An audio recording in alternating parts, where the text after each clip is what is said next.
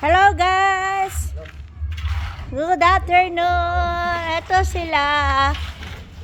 Gawa nila yung bahay ko. Yan yung format ko.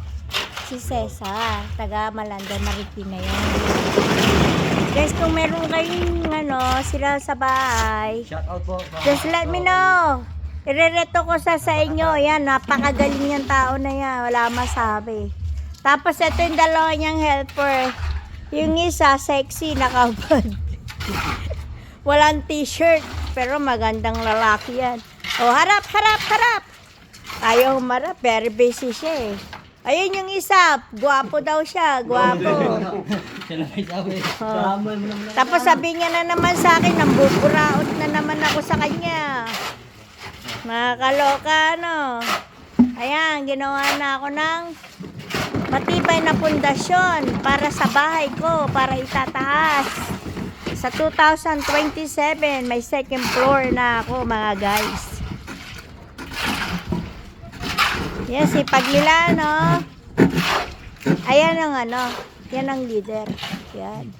Shout out sa Mrs. Shout out daw, oh. Si Cesar yan. Shout out daw.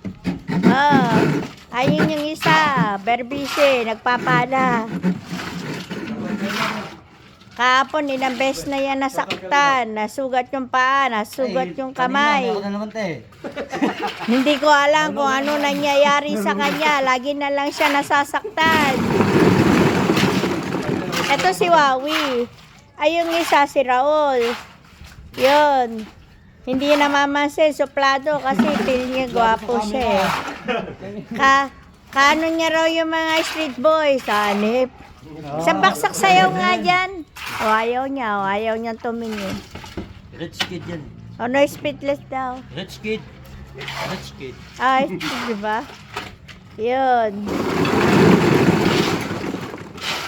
Message niyo ako guys May sira kayong pintuan o gripo sa loob ng bahay. Ito lahat. Yan, Cesar, trabaho niya lahat yan. Marunong siya sa lahat ng bagay. Na namasasabi. May na lang sa may gusto. Sa may gusto, message niyo ako. Irereto ko sa inyo yung tatlong yan. Masipag yan magtrabaho. Nga lang. Okay guys. Ilalagay ko to sa